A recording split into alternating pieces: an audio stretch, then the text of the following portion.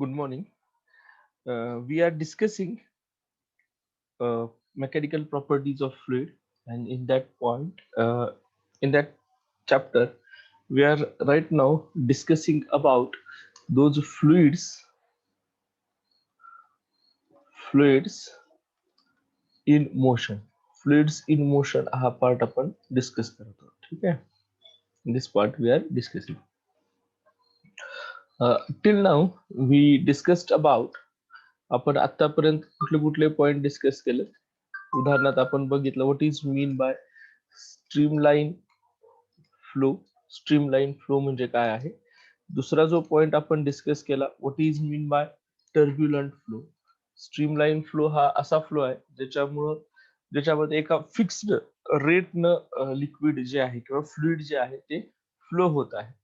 ठीक आहे, त्याला स्ट्रीमलाईन म्हणतो.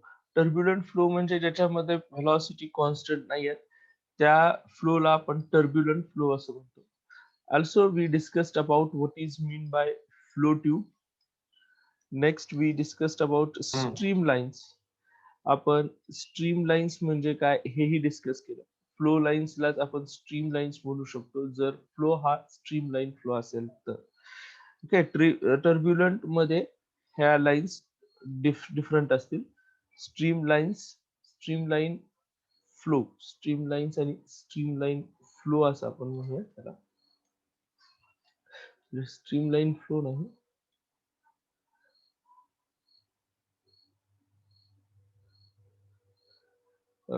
फ्लो ट्यूब, स्ट्रीमलाईन फ्लो आपण हा पॉइंट डिस्कस केलेला आहे ऑलरेडी. मी लिहिलं तर हे पॉइंट्स आपण डिस्कस केले. After that we discuss differences between streamline flow आणि टर्ब्युलंट फ्लो जो आहे त्याच्यामधले डिफरन्सेस आपण डिस्कस केले. ह्या दोघांमधले जे डिफरन्सेस आहेत ते डिफरन्सेस आपण डिस्कस केले. After that we discussed few points. For example आपण इथं क्रिटिकल व्हेलॉसिटी म्हणजे काय, VC, that is called as a critical velocity. Now this is a velocity. Critical velocity, it is a velocity which defines the flow is a streamline flow or a turbulent flow. एक अशी velocity आहे ज्या velocity नंतर streamline flow हा turbulent flow मध्ये convert होतो, त्या वेलॉसिटीला आपण क्रिटिकल वेलॉसिटी असं म्हणतो. क्रिटिकल व्हेलॉसिटीचा जो फॉर्म्युला आहे तो फॉर्म्युलाही आपण डिस्कस केला. तो फॉर्म्युला जो आहे तो काय होता, R N into eta divided by rho into D. ह्या ठिकाणी आर एन हा रेनॉल्ड्स नंबर आहे. इटा जे आहे ते कोइफिशियंट ऑफ विस्कॉसिटी आहे. Rho is density of that medium and D is the diameter of the tube. जी tube आपण कन्सिडर करतो त्याची ती diameter. I repeat again, Vc is a critical velocity, Rn is a Reynolds number, eta is coefficient of viscosity, rho is the density of the medium, and d is the diameter of the tube. Flow tube जी आहे आपण imagine करतो ज्या tube साठी, त्या tube साठीची जी diameter आहे that diameter is d. So here I can find out Rn. Rn is equal to Rn is equal to Vc rho d divided by eta he value आपल्याला मिळते. हा जो आहे हा एक प्युअर नंबर आहे. दिस इज अ प्युअर नंबर. हा pure number आहे ज्याची value suppose Rn is greater Rn is less than 1000, then the flow is a streamline flow. And if Rn is greater than 2000, then the flow is a turbulent. S means streamline, T means turbulent flow. If the Rn value is below 2000 and more than 1000, then the flow is becoming turbulent. Okay, it is converting from S to T. Means turbulent, streamline flow जो आहे तो turbulent flow मध्ये convert होत असेल. Okay, हे points आपण discuss केले. त्यानंतर जो पॉइंट आपण डिस्कस केला it was the force of viscosity. आपण ह्याच्यानंतर जो डिस्कस केला होता तो होता विस्कॉसिटी हा पॉइंट होता.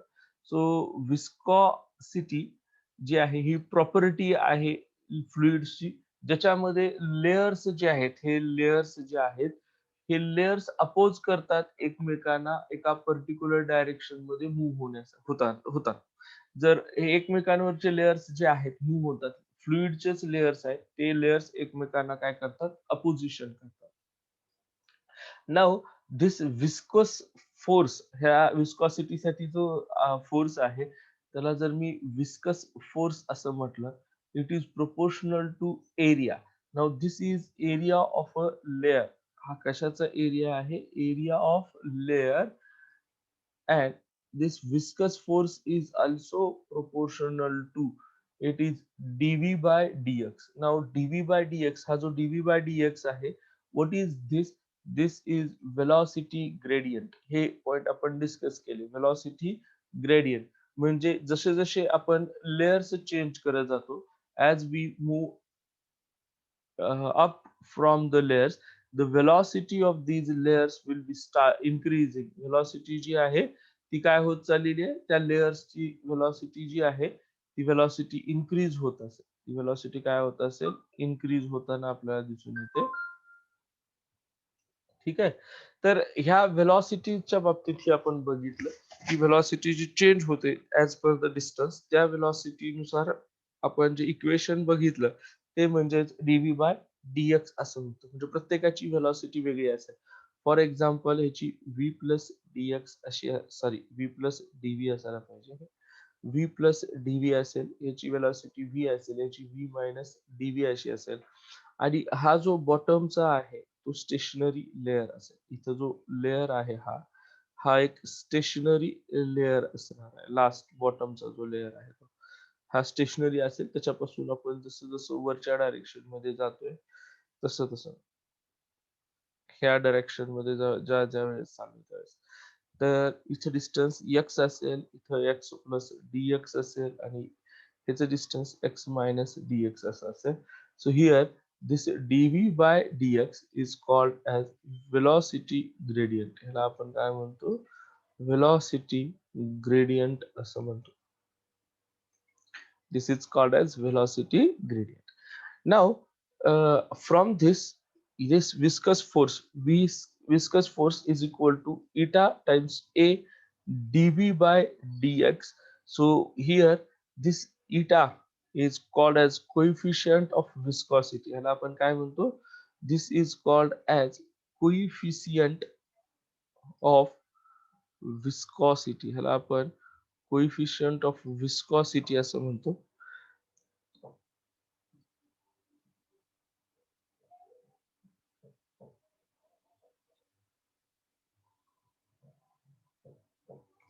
Coefficient of viscosity. Coefficient of viscosity कसं दिलं जाईल? Force, viscous force divided by A into DV by DX. If we find these, याचं एसआय युनिट जर फाइंड आउट केलं तर ते येतं newton second per metre square. आणि डायमेन्शन्स काय असणार आहेत याचे? m1 l minus 1 t raise to minus 1 आहे, त्याचे काय आहेत डायमेन्शन्स असतात. ओके, हे डायमेन्शन्स आहेत विस्कॉसिटी किंवा कोइफिशियंट ऑफ विस्कॉसिटी.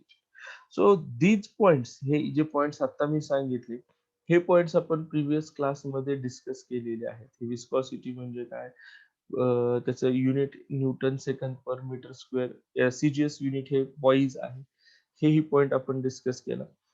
ह्या पॉइंट पर्यंत आपण डिस्कशन केलं होतं आणि हा जो लास्टचा पॉइंट होता त्यामध्ये मोमेंटम कसं ट्रान्सफर होतं तो पॉइंट आपण सांगितलं. Now here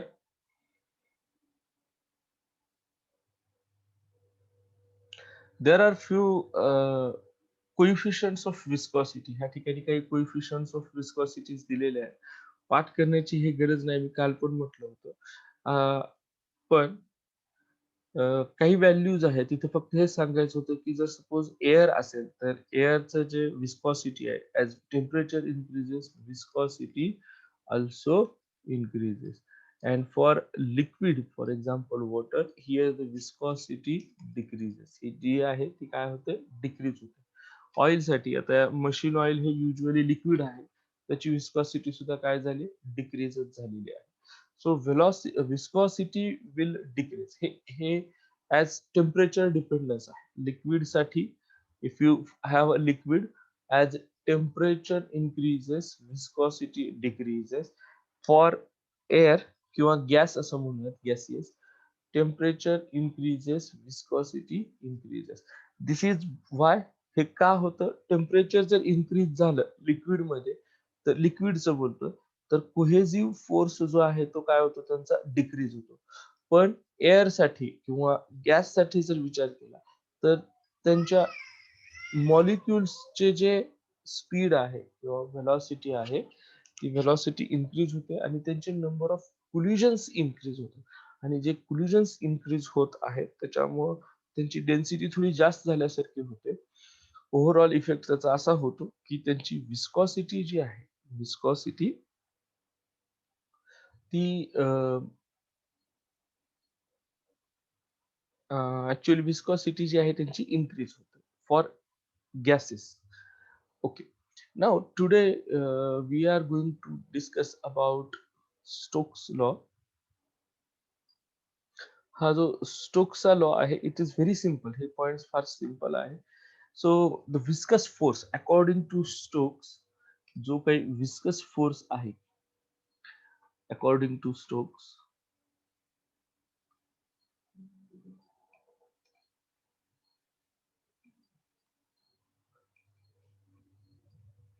whatsoever the force, viscous force जो आहे, it is proportional to, viscous force is proportional to radius of the sphere. Okay, this viscous force is proportional to terminal velocity of the sphere.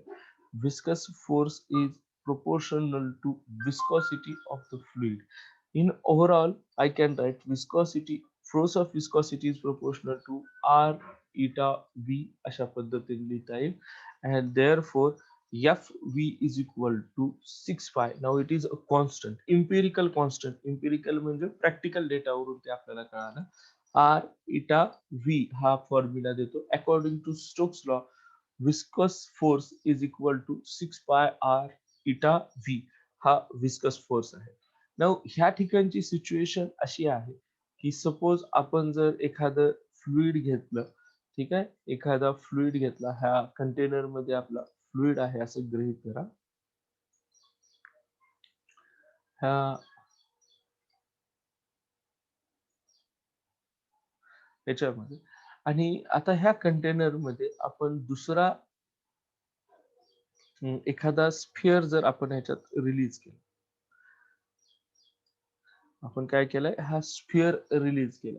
हा जो sphere आहे तो कुठल्या direction मध्ये जाणार आहे, हा खालच्या डायरेक्शन मध्ये. आता इथं असं कन्सिडर करूया की ह्या स्फिअरची जी रेडियस आहे, इथं जी स्फिअरची जी रेडियस आहे, ती रेडियस आर एवढी आहे. हा जो स्फिअर आहे, एका फ्लुइड मध्ये हा स्फिअर काय केला, रिलीज केला. त्याच्यामुळं काय झालं की ह्याची रेडियस आर होती. इथं जे सांगितलंय हे आर तेच आहे. It is the radius of a sphere. हे काय आहे, रेडियस ऑफ स्फिअर. जे स्फिअर आपण रिलीज केलं किंवा ड्रॉप केलं फ्लुइड मध्ये, त्या स्फिअरची रेडियस ही आर एवढी दिली. Now what is V? V is called as a velocity. ही काय आहे, एक व्हेलॉसिटी आहे. एक म्हणजे ह्या स्फिअरची ज्या व्हेलॉसिटीने तो खाली पडतोय ती त्याची व्हेलॉसिटी आहे. इटा हे माहिती आहे तुम्हाला, it is a coefficient of viscosity. हा काय आहे, कोइफिशियंट ऑफ विस्कॉसिटी. कुणासाठी असेल, ऑफ फ्लुइड. ज्या फ्लुइड मध्ये हा स्फेरिकल बॉब जो आहे किंवा बॉल जो आहे तो रिलीज केला, त्याला आपण कोइफिशियंट ऑफ विस्कॉसिटी असं, त्या सॉरी त्या त्या फ्लुइडचा जो कोइफिशियंट आहे तो आपण इटानं रिप्रेझेंट केला. Okay, now this is how. मग आता ह्याच्या साईडला जे लेयर्स असणार आहे, इथले जे लेयर्स असतील, हे लेयर्स ह्याला फ्रिक्शन कॉज करतील. हे लेयर्स काय होतील, असे साईडला थोडे सरकतील, कारण हे एकदम प्लेन होते आणि त्या लेयर्सला मूव्ह करून हा जो आहे तो काय होत आहे, खाली जातो.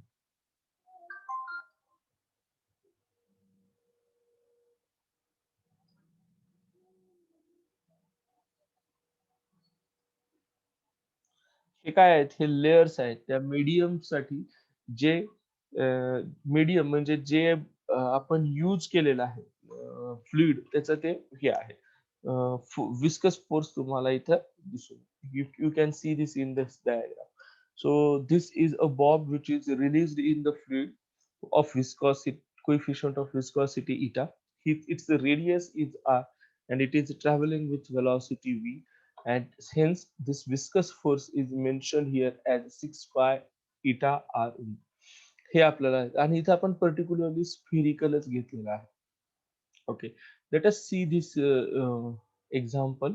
हे एक्झाम्पल आपण इथे डिस्कस करूया. A steel bob of a radius R is equal to, इथे स्टील बॉब साठीची रेडियस किती दिली आहे त्यांनी, R is equal to 0.3 millimetre.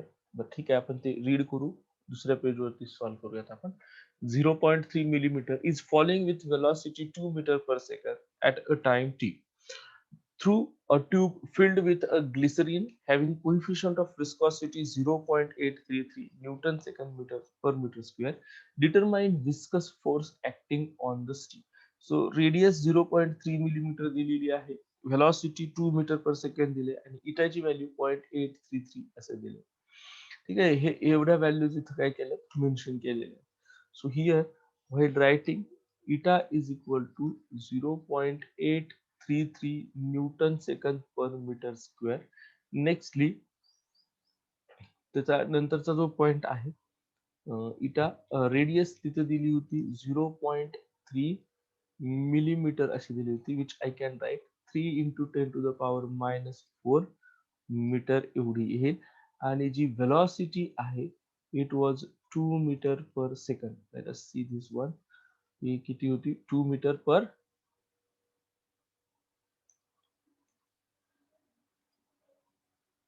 Yes it was 2 metre per second. 2 metre होती आणि इथं आपल्याला सांगितलं की विस्कस फोर्स किती असणार. हा फोर्स जर फाइंड आउट करायचा असेल तर आपल्याला फॉर्म्युला माहित आहे, F V equals to 6 pi eta R V. हा फॉर्म्युला आहे. 6 पाय ऍज इट इज ठेवा. इटा व्हॅल्यू किती आहे 0.833, R value is 3 into 10 to the power minus 4, v value is 2. Now I will multiply this with 6. ह्याला पहिल्यांदा 6 ने मल्टिप्लाय करून घ्या. तर pi as it is, it will be 18 9 4.998 he value येते इथं, इंटू हे 3 into 2 किती येतं 6 into 10 to the power minus 4. Multiplied with this 6 now, pi into 48 4 54 4 58 5 54 5 59 5 24 आणि 5 29. So 2.998 into 10 to the power minus 4, sorry 2.998 नाही आहे ना, 29 येईल. 29 पॉवर 3 आहे ना. हा, मी आता इथे अप्रॉक्सिमेशन घेतो. पायची व्हॅल्यू 3.14 इंटू हे घेतो 30 into 10 to the power minus 4, कारण 29.988 अप्रॉक्सिमेटली 30 आपण घेऊ शकतो. इफ यू मल्टिप्लाय दिस 42 आणि हे 9 आणि पॉइंट जो आहे त्याच्यामुळे जर आपण लिहिलं तर 0 इथं आला, 94.2 ही व्हॅल्यू येते 10 to the power minus 4, or it is 9.42 into 10 to the power minus 3 Newton will be the answer. हे त्याचं आन्सर असेल. 9.42 into 10 to the power minus 3 हे त्याचं आन्सर आहे. ठीक आहे, तर yes it is 9.422 into 10 to the power minus 3 Newton. आपला आलाय. नेक्स्ट जो पॉइंट आहे it is terminal velocity. This point we have discussed. आपण ह्याच्या आधी डिस्कस केलेला आहे टर्मिनल वेलॉसिटी जो पॉइंट आहे तो. So here what is mean by terminal velocity. This is a velocity. बरं ठीक आहे, आपण एखादा फ्लुइड जर घेतला, आपण काय केलं, एक फ्लुइड सपोज इथे घेतो. ह्या फ्लुइड मध्ये ह्या फ्लुइड हा जर फ्लुइड आपण इथे जर रिलीज केला, हा फ्लुइड रिलीज नाही केला, ह्या फ्लुइड मध्ये एखादा ऑब्जेक्ट जर आपण टाकला, ठीक आहे, ऑब्जेक्ट हा गृहीत धरा हा एक स्फिअर आहे. हा काय आहे? एक स्फिअर आहे which is dropped here. Sphere of radius काही असेल, याला काय आपल्याला त्या पर्टिक्युलर रेडियसच असावा असं नाही. स्फिअर आहे. ह्या ठिकाणी हे जे आहे ते फ्लुइड आहे. इथे मेन्शन केलंय ते एक फ्लुइड आहे. आता ज्यावेळेस हा स्फिअर जो आहे तो डाऊनवर्ड डायरेक्शनला जायला सुरुवात करेल, ज्यावेळेस तो काय करेल, डाऊनवर्ड डायरेक्शनला जात असेल, त्यावेळेस ह्याच्यावरती कुठले कुठले फोर्सेस ऍक्ट होत असतील. तर स्फिअर हा जो स्फिअर आहे तो कुठले फोर्सेस एक्सपिरियन्स करेल. द स्फिअर विल बी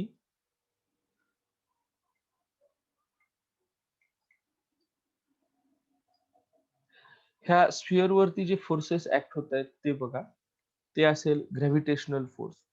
आता हा तो फोर्स आहे ज्या ग्रॅव्हिटेशनल फोर्समुळेच तो काय होतोय, डाऊनवर्ड डायरेक्शन मध्ये मूव्ह होत आहे. It is the gravitational force because of which this sphere is moving downward.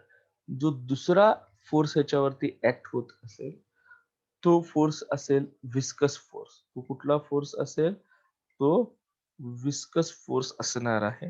हा विस्कस फोर्स जो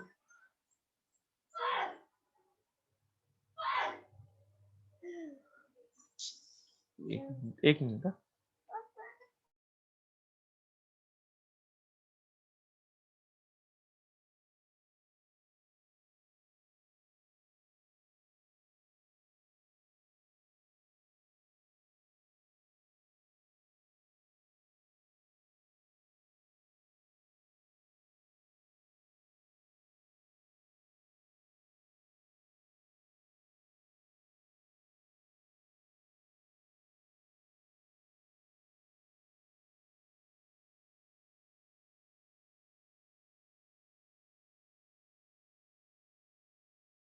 नेक्स्ट हा जो आहे म्हणजे ह्या स्फिअर वरती ऍक्ट होणारे जे फोर्सेस आहेत त्याच्यापैकी एक फोर्स जो आहे तो ग्रॅव्हिटेशनल फोर्स आहे. दुसरा जो फोर्स आहे तो विस्कस फोर्स आहे. आणि तिसरा जो फोर्स आहे तो फोर्स कोणता असेल? बायड म्हणजेच अपथ्रस्टचा जो फोर्स आहे तो फोर्स. हे तीन फोर्सेस जे आहेत हे ह्या स्फिअर वरती ऍक्ट होत असतील. हे तिन्ही फोर्सेस काय होत असतील? ह्या स्फिअर वरती ऍक्ट होत आहेत. हे आपण नंतर बघू. आता मी हे ह्याच्यासाठी सांगितले की ग्रॅव्हिटेशनल फोर्स जो आहे, ग्रॅव्हिटेशनल फोर्स जो आहे तो ह्याला कुठल्या डायरेक्शन मध्ये अप्लाय होतोय? हा डाऊन डायरेक्शन मध्ये होतो. विस्कस फोर्स ह्याला कुठल्या डायरेक्शन मध्ये होईल? अप. आणि अपथ्रस्ट जो आहे तो सुद्धा कुठल्या डायरेक्शन मध्ये होतोय? अप डायरेक्शन मध्ये होतोय. त्यामुळं ह्या स्फिअरची जी व्हेलॉसिटी आहे, velocity velocity of a sphere velocity of a sphere at start will be certain certain value and it's increasing. ही कशी होत आहे? बघा, ज्या मोमेंटला स्फिअर आपण सपोज ड्रॉप केला, तो ड्रॉप केलेला जो स्फिअर आहे त्या स्फिअरची सुरुवातीची व्हॅल्यू काहीतरी असेल आणि त्यानंतर ती इन्क्रीज होते. का इन्क्रीज होते? कारण त्याच्यावर ग्रॅव्हिटेशनल एक्सेलरेशन काम करतं. लक्षात ठेवा, एक्सेलरेशन काम करतं. ते एक्सेलरेशन कुठल्या डायरेक्शन मध्ये आहे? डाऊनवर्ड डायरेक्शन मध्ये. डाऊनवर्ड डायरेक्शन मध्ये असल्यामुळं त्या ठिकाणचा जो फोर्स आहे तो फोर्स तो त्याला कुठल्या डायरेक्शन मध्ये घेऊन चाललाय? डाऊन डायरेक्शन मध्ये घेऊन चाललाय. पण आपल्या असं लक्षात येतं की हे जे विस्कस फोर्स आहेत, but because of because don't mind, me short मध्ये लिहिले हे, because of other two forces because of other two forces is velocity its velocity starts to decrease. He velocity काय व्हायला सुरुवात होते? डिक्रीज व्हायला सुरुवात होत असेल. and soon achieves it soon achieves a fixed value, and then after it will then after it will move with that constant speed. तो काय आहे? कॉन्स्टंट स्पीडनं जातो आणि त्या स्पीडला आता हे जे मी इथे मेन्शन केलंय that speed is called as terminal velocity. त्याला आपण काय म्हणतोय? टर्मिनल व्हेलॉसिटी असं म्हणतो. ठीक आहे. हा पॉइंट लक्षात आला असेल तुमच्या की टर्मिनल व्हेलॉसिटी ही जी व्हेलॉसिटी आहे ही व्हेलॉसिटी त्या स्फिअरची फायनल व्हेलॉसिटी आहे. कुठून जात असताना तो ज्यावेळेस त्या लिक्विड मधून जात आहे किंवा त्या फ्लुइड मधून जात आहे त्यावेळची.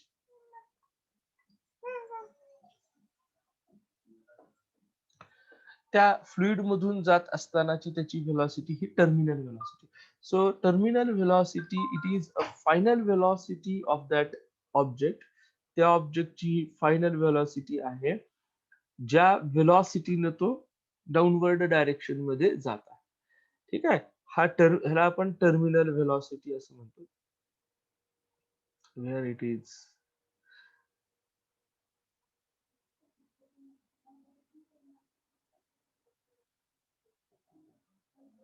एक minute. Okay.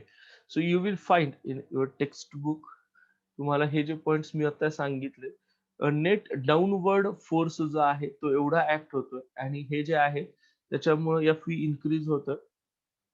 At this stage, f is downward velocity remains constant. This velocity is called as terminal velocity. ह्या velocity ला आपण काय म्हणतो? टर्मिनल velocity असं म्हणतो. आय होप यू अंडरस्टूड की एवढे सगळे फोर्सेस ऍक्ट होत आहेत त्या फोर्सेसमुळे जी व्हेलॉसिटी त्याची एक फिक्स्ड व्हेलॉसिटी होते त्याला आपण काय म्हणतोय? टर्मिनल व्हेलॉसिटी असं म्हणतो. Okay. That is called as or that is known as a terminal velocity.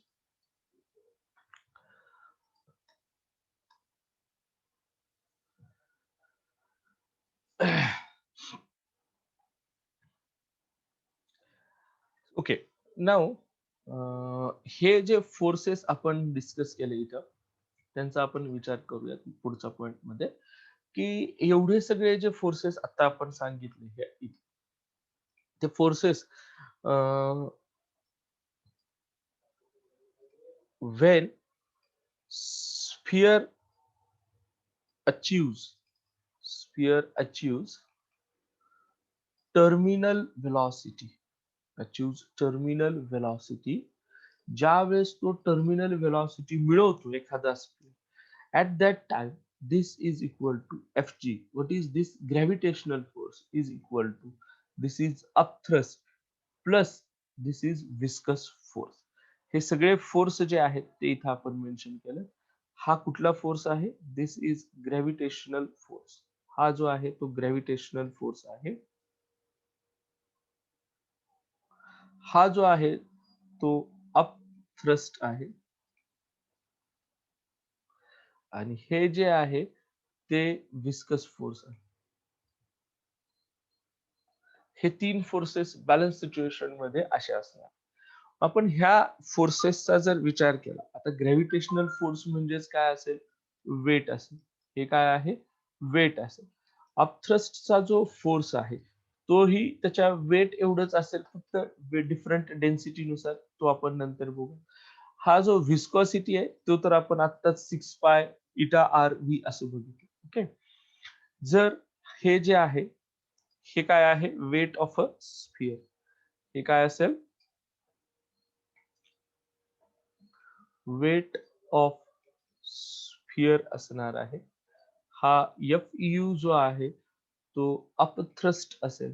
हा काय असेल? Upthrust force by fluid. तो लिमिटेड असेल कुणाशी रिलेटेड? वेटशी रिलेटेड. आणि हा तर विस्कसस फोर्स आहे त्याला काय हे नाही. सो जर आपण हे पॉइंट्स इथं मेन्शन केले आता वेट जे आहे वेटचा फॉर्म्युला काय असतो? Weight is equal to m into g, mass of a sphere. Now we will write in mass in terms of density and volume. So but here this mass is equal to rho into v. Rho into v काय आहे? It is density, ह्याला आपण काय म्हणतो, density of a sphere, ही स्फिअरची density आहे. ह्या ठिकाणी हे व्हॉल्यूम असेल, व्हॉल्यूम ऑफ स्फिअर, हे स्फिअरचं व्हॉल्यूम असेल. नाउ स्फिअरचा जो आहे, देअरफॉर स्फिअरचं जे व्हॉल्यूम आहे, त्या व्हॉल्यूम साठी आपण काय कन्सिडर करू शकतो, v is equal to 4/3 pi r cube. Now what is this r here? R is a radius of a sphere. हे r काय आहे, it is the radius, हे रेडियस असणार आहे त्या स्फिअरची, radius of sphere. and hence now I can put here w is equal to काय असेल, m into g, that means 4 divided by 3 pi r cube, its volume, into density into this g value. This is equation 1. ही जी आहे हे तो formula. Similarly similarly Similarly, this upthrust force Fu is equal to 4/3 pi r cube sigma into g. हे formula लिहिणार. आता हे काय आहे, it is density, it is the density, ही काय आहे, डेन्सिटी आहे. ही कुणाची डेन्सिटी असेल, ही डेन्सिटी त्या फ्लुइडची असेल, डेन्सिटी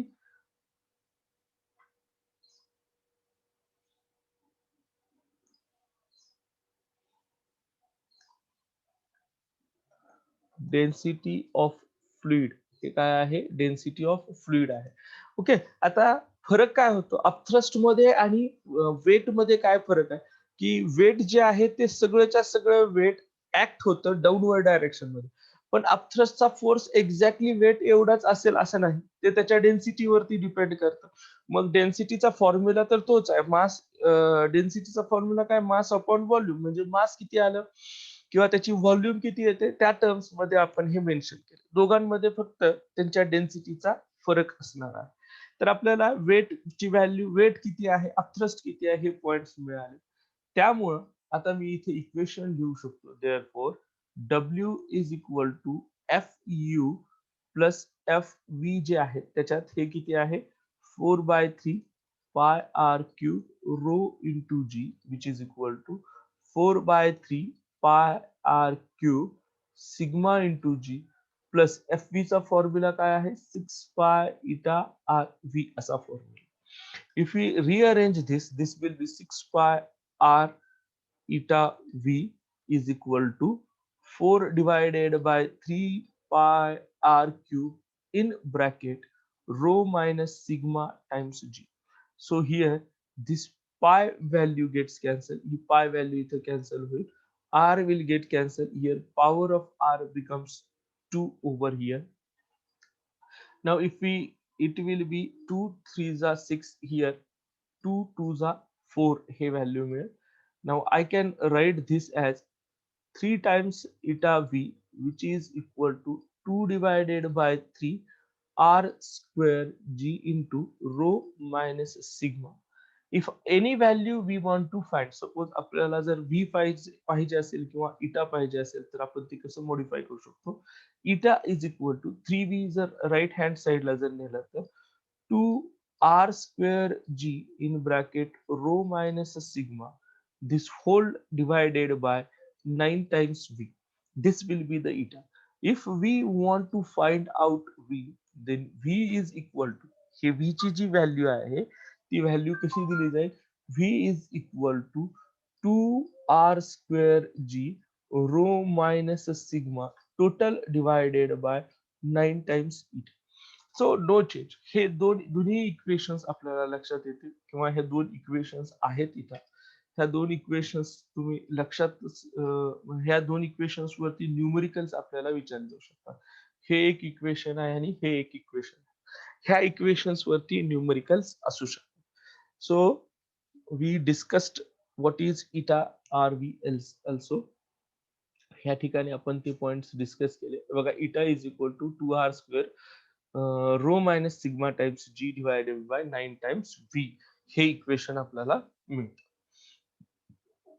इथे एक न्यूमरिकल दिलेलं आहे, ते न्यूमरिकल बघूयात आपण.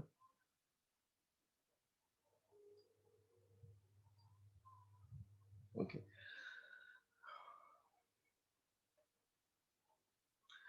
हिअर व्हॉट हॅज मेन्शन, या ठिकाणी मेन्शन केलेल्या व्हॅल्यूज काय आहेत?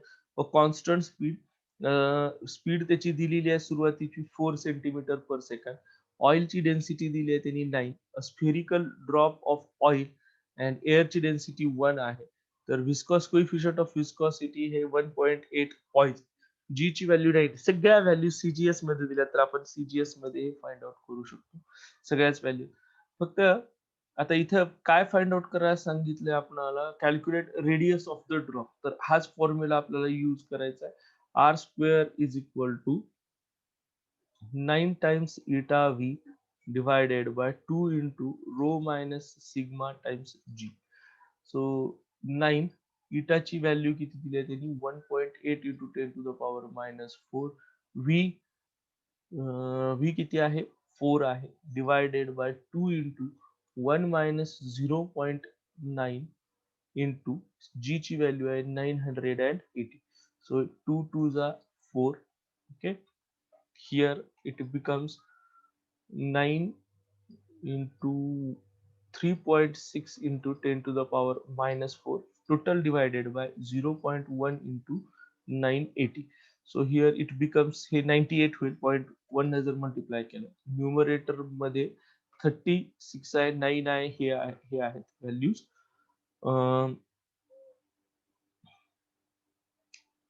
पॉवर मध्ये आपल्याला हे ऍडजस्ट करावं लागेल कुठेतरी.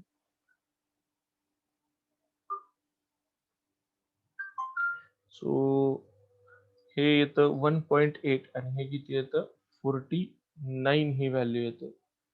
ही व्हॅल्यू 49 येत आहे. एक सेकंड, कुठे कॅल्क्युलेशन चुकते का पॉवर मध्ये?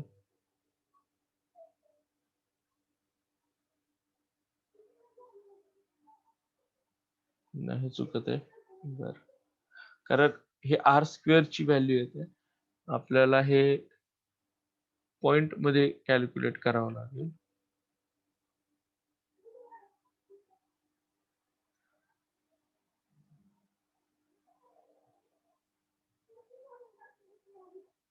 हम्म, बर. 98 62 नीचे. Okay, yes, so it will be 116.2 into 10 to the power minus 4 divided by 49. हे आर स्क्वेअर होतं, तर इथं मी डायरेक्ट स्क्वेअर रूट्स काढतो. 16.2 ला मी 16 घेत आहे, which will be 4 divided by 7 into 10 to the power minus 2. 7 ने जर डिवाइड केलं तर 7 35 0.5, 5 आले 5 सती सती 49 1. सो 0.57 हे युनिट असेल सेंटीमीटर. 0.57 सेंटीमीटर इथं दिल्या पद्धतीनं मिळालं आन्सर. ठीक आहे. तर एक 5 मिनिटानंतर सेशन पुन्हा स्टार्ट होईल. It will end at any minute now.